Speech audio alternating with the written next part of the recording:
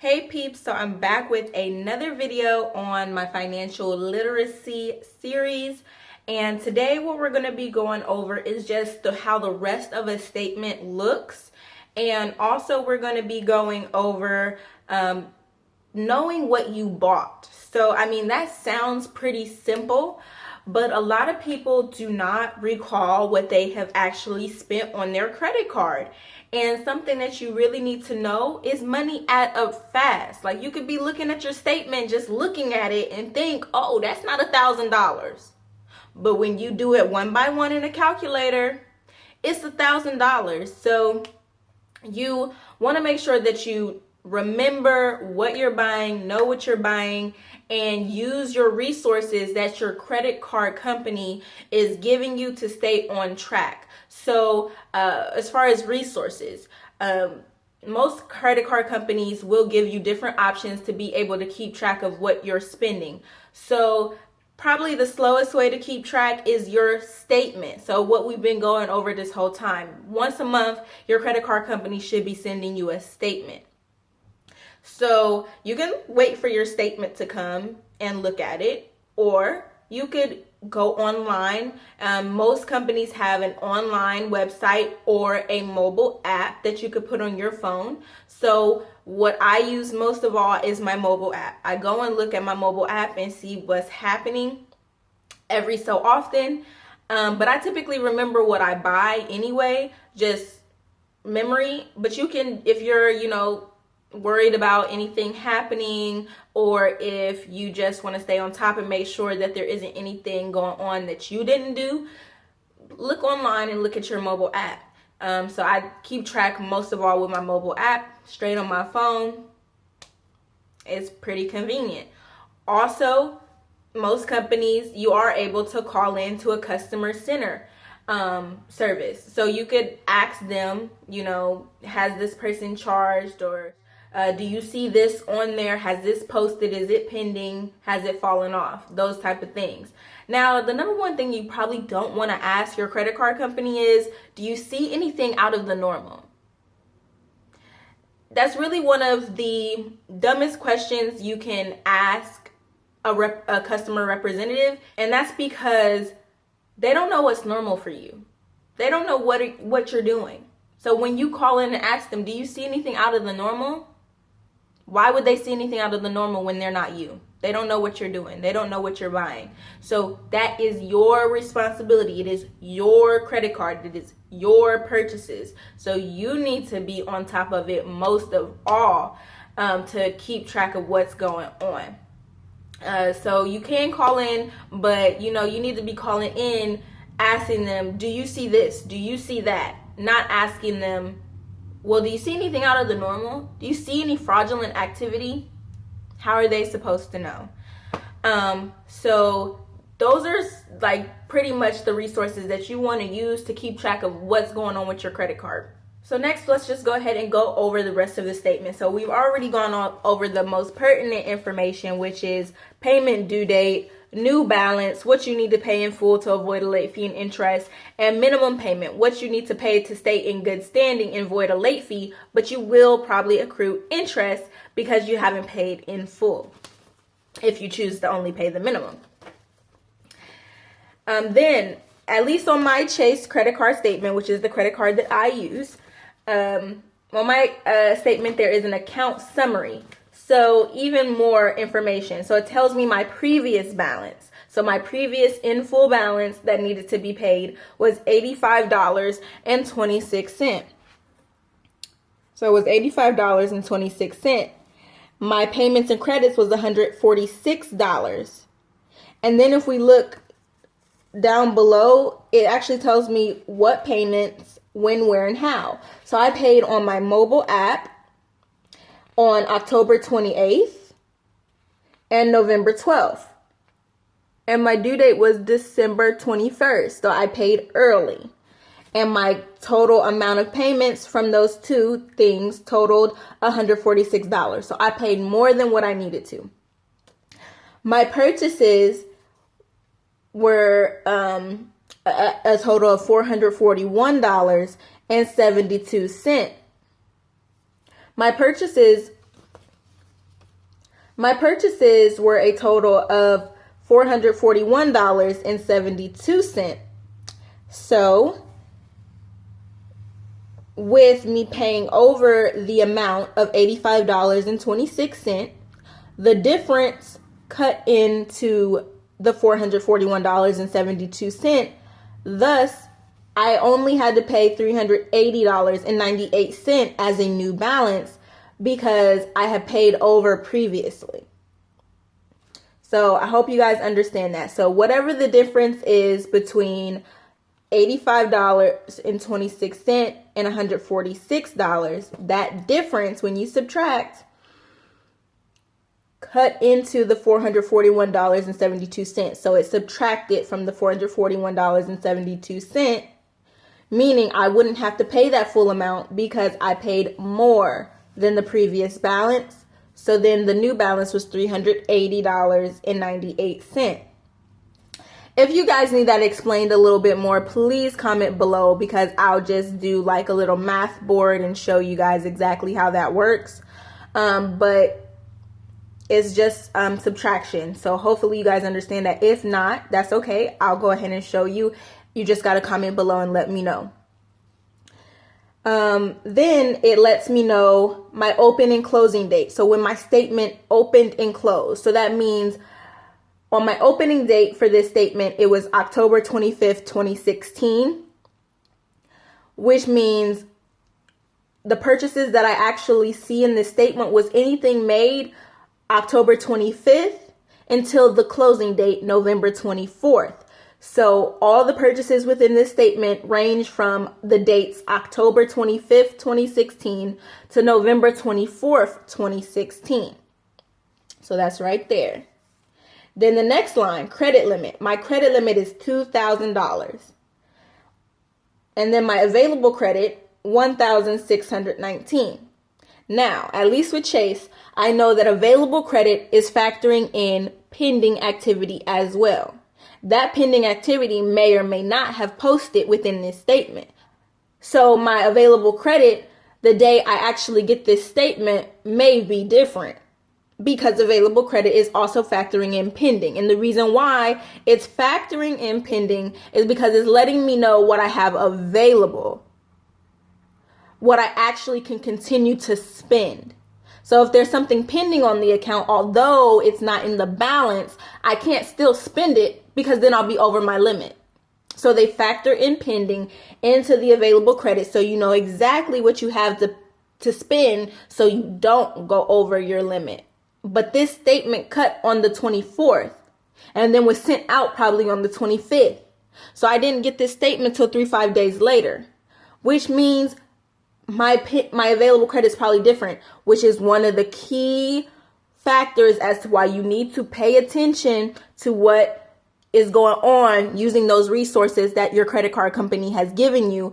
And one of the fastest things to use is your credit, is your online website or your mobile app provided by that credit card company. So you can stay on track and up to date, because with paper and snail mail, it's delayed. You're not getting an exact representation because they have to print it. They have to have a concrete date, but things change every single day if you're using your credit card. So then my cash access line is $400. So if you pay attention to this right here, $400 is the cash access line. And then the credit limit is $2,000. So my cash access line is 20% of my credit limit. That's the same on any credit card as far as Chase goes. Is 20% of the credit limit. Your cash access line is for a cash advance. Now your girl right here ain't doing no cash advances, and we'll get into that in a later video, what cash advance is and what that means. And then it says past due amount, 0. I pay my bill on time. There's no past due amount. Balance over the credit limit. I never go over my credit limit. I barely use 30% of my credit limit. Okay. So then it says your account messages. You have one or more balances with APR expiration dates as shown in the interest charge section. These APRs will continue through the expiration date shown in the interest charge section. For me personally, that doesn't mean anything. We could go over that a little bit more later, but it just says your account messages, things that you need to know. Chase Freedom Ultimate Rewards Summary. So it's letting me know point information. So this card earns points. I can use my points to redeem as a statement credit, send it to my checking account. I could use it for a gift card. I could also use it on travel. So my previous balance was 740 points. Then the points I earned was 442. And then my total is 1,182 points. And then it lets me know how that works. It says you always earn unlimited 1% cash back on all your purchases. And then it says you earn an additional 4% cash back for a total of 5% cash back up to $1,500 in combined bonus categories each quarter. And then it lets me know I can activate for free at chase.com/freedom, visit a Chase branch, or call the number on the back of your card, which would be your customer service number.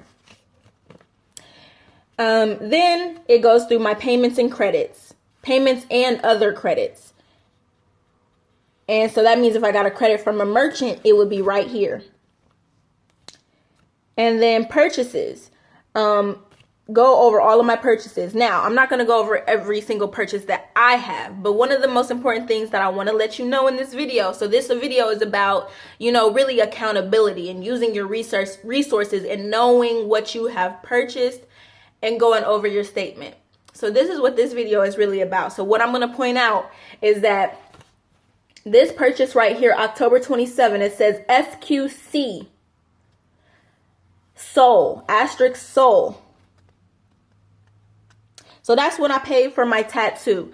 So if y'all in the Columbus, Ohio area, definitely reach out to Soul Dope. I'll leave his information in the description as well as put it on the screen. He's a bomb tattoo artist, so you can definitely reach out to him and get your tattoos popping for the summer. Yes, okay. So I went to him to get my tattoo done. This was my deposit. And it says SQC. A lot of times people don't know what that means. So SQC, typically SQ means like square. Now I do believe if you think about it, sometimes you have to just think about, okay, what did I do? What is that purchase? How did I make that purchase? What was the medium that I used to make that purchase? So if you look, I'm going to think back to what did I use? I used the Cash App. I used the Cash App to go ahead and pay him on this deposit.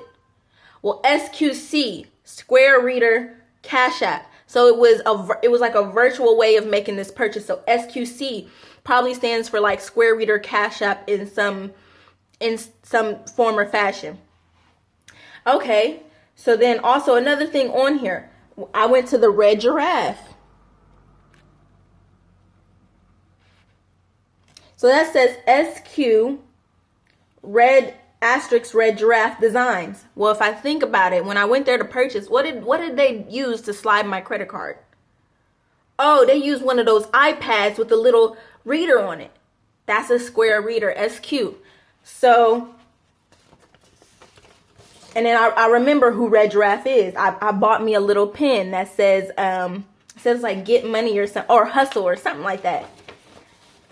Okay, then we have another thing here. So when I was looking at this, I didn't recall going to, it says Cinemark Theaters. But then I thought about it. And I looked at the dates. Well, no, I remember going to the movies. I didn't remember going to Average Joe's Ostrander. But I look at the date, November 18, Average Joe's. And then it's the same day I went to Cinemark Theaters on November 18. So then I got to think about it. If that was on the same day that I went to Cinemark Theaters, I went to the movies for my birthday.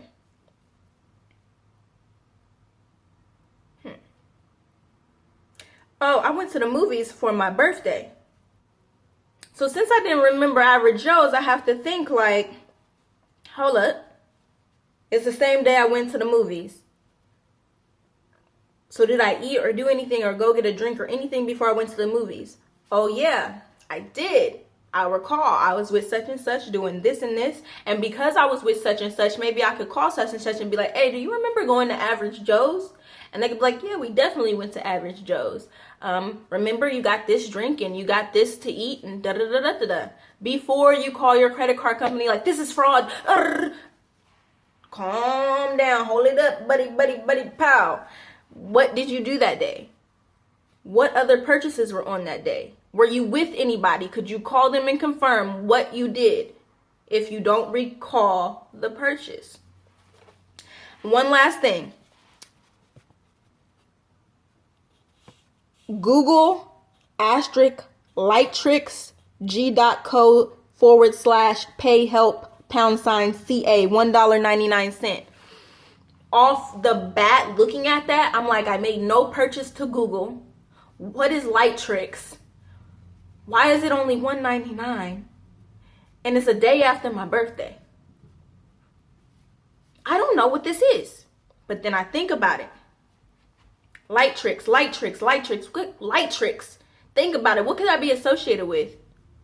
You want to know what? You want to know what I bought? Yup. I remember now it's coming back to me. I bought, what's the photo editing thing? I bought, dang, what's it called? Y'all know what I'm talking about. I bought,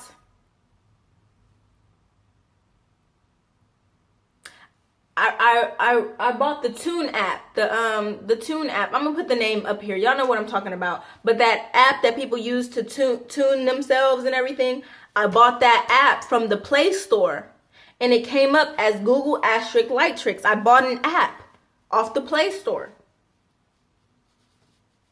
but it doesn't say it doesn't say the name of the app. It says Google Lightricks. That's not what it's called at all. So it doesn't, sometimes purchases don't come through the way that you recognize it. It doesn't. And it says CA, that's California. Well, I was never in California. Just because it says California doesn't mean it took place in California. So that's just what I wanted to go over today. What the rest of my statement looked like. Just a little bit left of the statement though. So it says 2016 year total, or 2016 total year to date. Total fees charged in 2016, 0. Total interest charged in 2016, 0. And that's just a year to date. Now this year to date amount does not factor in if you did have fees or interest. It doesn't factor in if you've been refunded for it. It's just giving you a running total of what you've been charged. It's not going to tell you if it's been refunded. That, once again, that's something that you have to pay attention to. If you know you've been refunded $50, but the total interest says $50, there's no reason to get all in a fuss because it's already been refunded, because that's something you needed to keep track of. You had to call in and ask for it to be refunded. So you need to keep track of the fact that you called in and asked for it to be refunded. Okay, interest charges. So this lets me know my APR and everything. So remember, it was letting on this page, it said your account messages. It was that when it was telling me about that APR, you have an APR, this, and this on your statement, blah, blah, blah. It was talking about the fact that I had an introductory purchase APR of 0% until May 24, 2017. It was letting me know that I have this 0% APR in effect, and that is going to be in effect until that date, and you need to pay attention to that. It's reminding me that that is existing. That is a reminder. And then purchases after that date is letting me know what my purchases will be at for APR. It's going to be 23.24% variable.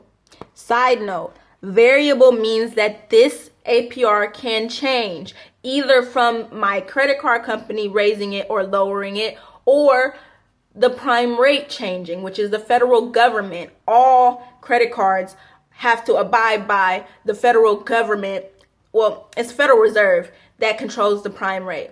Okay, and that's the federal government. So it's nothing that, the credit card companies can do to really combat that. They have to just do what they're told in that regard. And then it's letting me know my APR for cash advances is 25.24% variable.